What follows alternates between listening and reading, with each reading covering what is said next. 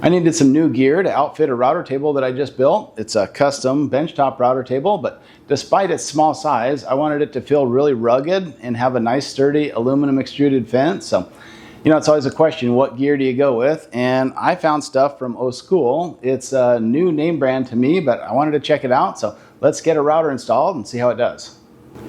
So I went with a 1.5 inch thick top. It's 2 layers of 3/4 inch MDF that I laminated together and then just cut a slot and added some T-molding there. I do like the T-molding, but in retrospect, I'd say this top is maybe a little chunky, at least for a portable router table.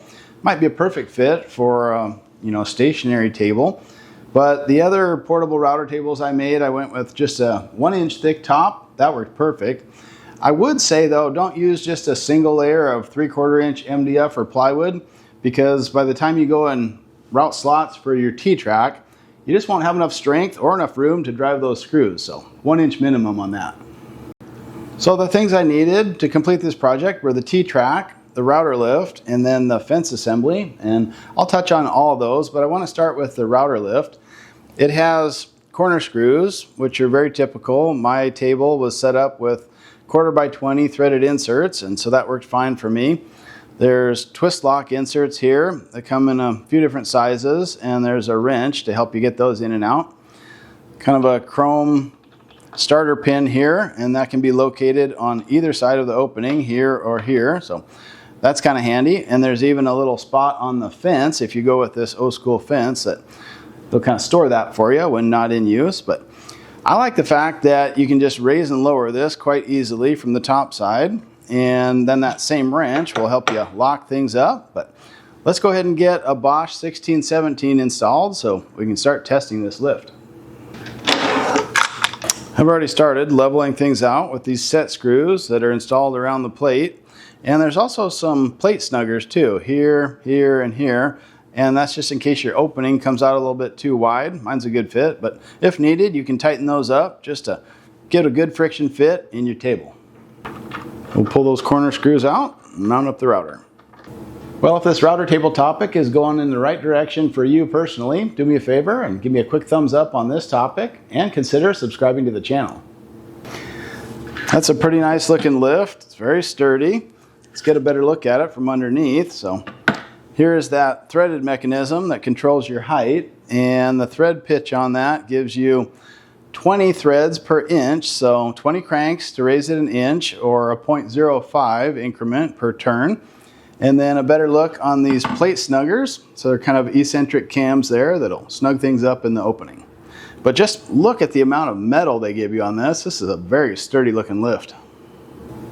Now, to be honest, looking at the design on this, I did have one concern from the pictures online, so let's take a closer look at that.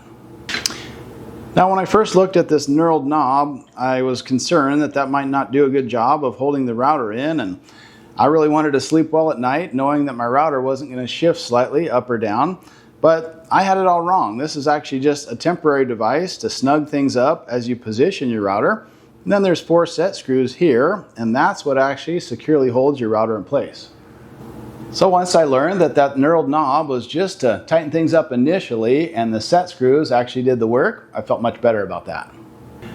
Now, why not just use a standard router plate? Well, for me, the reason is simple. The collet just won't extend high enough to let you change bits above the table, and that becomes kind of an inconvenience. So with the router lift cranked all the way to the top, go ahead and drop your motor in, and you want to just make sure that your controls, your switch or your speed control, are positioned where you would like them, and then you can just temporarily tighten up this knurled knob, hold it in place for us.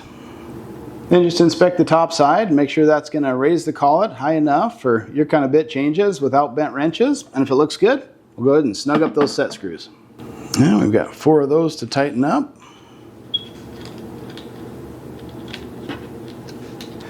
So this version is good for routers that have a motor diameter of 3.5 inches, but they also offer one for larger 4.2 diameter motors, and heck, they even have one with a motorized lift, so some neat options to choose from. Then just tighten that knob up again, because that'll naturally loosen a bit as you tighten your set screws. Well, this thing still has a lot of tests to pass with me, but I gotta say, that's a pretty simple system. So it looks like the collet will go plenty high for standard bit changes above the table, and I like the fact that this uses one wrench, one spot to raise and lower the bit quite easily there. It's kind of a medium fine thread on that adjustment carriage, I would say. And then when you find the height you're looking for, just lock it in with the same wrench, so that's pretty handy. Okay, with the plate all leveled up now, just double check that there's no hang-ups, especially in the direction of feed, so looking good there. So as I said, this is my custom benchtop router table. I usually just have it on a mobile cart. But if you want to learn a little bit more about that, I'll put some related videos down in the description for you so you can check that out. But next, what I want to do is my little shake test that I always do with router lifts and router plates to see how securely that's held in place. And it's quite simple. I just grab the motor from underneath and see how much I can deflect that bit with a good firm push. Since this is on a mobile cart, it's pretty easy to move the whole table, and that's not concerning. What we're specifically looking at is movement of the router bit in this case relative to the lift. And I can see even with strong pressure, there's only very slight deflection, so I'm comfortable with that. So getting back to the other two things I wanted to mention on this, the T-track and then that fence assembly. As far as the T-track, I found that really easy to install. I actually used a guide rail adapter on my track saw. You don't have to have something like that, but boy, it sure is an accurate way to go. This is a double cut T-track, so you can use 1/4-20 regular bolts, or you can use 5/16 inch T-bolts, and that's the style I like because I do use both of those hardware styles in the shop. So let's take a closer look at that T-track. So 5/16 inch T-bolt goes in just fine. Regular 1/4 inch bolt fits well, secures okay. And I would say the big mistake people make when they're doing T-track is they try to install it in a 3/4 inch thick top, and you have to screw this down. So yeah, you could epoxy it, but you know, that's kind of a hassle. So I just like starting with a top that's thick enough to receive the screws and give you a nice secure connection. This track actually comes pre-drilled for your screws, and it's easy to cut to length at the miter saw, so it's not too bad to work with. Now for your fence mounts, you have a couple good options. You could do through slots and use 5/16 carriage bolts, or in this case, I just added short lengths of T-track. And for a nice clean install, I suppose you could either chisel out the groove square, or do as I did here and just round out the T-track. And then I'll finish up with the fence assembly and compare that to a couple others I've used on the market, and then just one small issue I had with this and what I did to fix it. So for starters, this does have some things I really look for in a router table fence. I like that heavy duty aluminum extrusion, just makes it very stiff and secure. And then it has those sliding fences too. So that lets you close up the opening around the bit. That's good for safety, but it also helps with dust collection as well. The router knobs are tall and easy to work with. Sometimes they're just long cylindrical knobs and there's not enough room to get your hand in there behind the fence, so this style of knob totally solves that problem. Nice dust collection port on the back. The things that don't work for me on this fence are this one piece assembly. When you mount the bit guard with the featherboard, I find that more difficult to set the featherboard height and set your bit height. So instead, I like just the bit guard over the router bit, and then I like to separate this and put the featherboard kind of before the cut.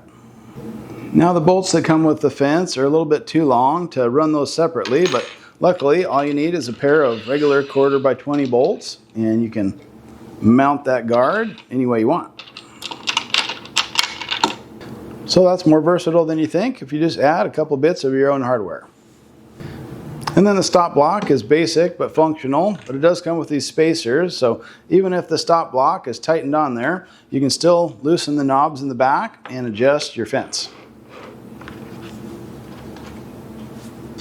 The one issue on this, and it's really a minuscule problem, but the starter pin is designed to be able to store back in this location, and the thread pitch wasn't the same. Now what I suspect they did was create a tapered thread there so that it doesn't go through and drag on your fence, but once this anodized coating goes on, it doesn't really thread in more than about a half a thread, so I think I'm just going to use a tapered tap and clean that out a bit. Okay, 1/4-20 is what I want, so and we'll just do a little bit at a time, test that frequently. Okay, now I can get that a couple threads down so it's secure, but yet it's not coming out the bottom. The sliding faces on these are just dead flat, so that's an important consideration. So I'll just line this up with the bearing on my bit and we'll give it a try.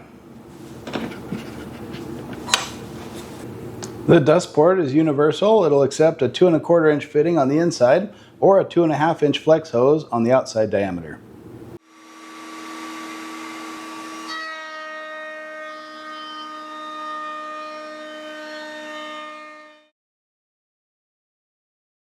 Okay, pretty decent looking cut, and it looks like I got my bit depth set just right on the first try.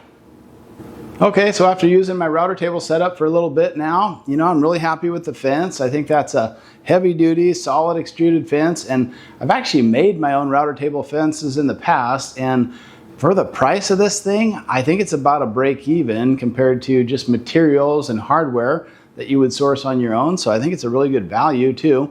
The dust port worked out well for me, and the modifications I had to make were minor. I just separated out that bit guard from the feather board, but no big deal there. And then that little retapping operation to accept the starter pin took all of 5 minutes, and that's kind of optional anyway, but I do like that feature of being able to store your starter pin where you're not going to lose it. And then as far as the T-tracks, my only requirement there was that they accept 5/16 T-bolts as well as standard, 1/4-20 hardware, and checks both boxes there, so really happy with that. And then on this lift, I'm just excited to keep using this, and I'm really hopeful that this will become a permanent setup for me in the shop. But do drop down to the description box and you'll find links to some of these products that we use, and consider subscribing to The Thoughtful Woodworker.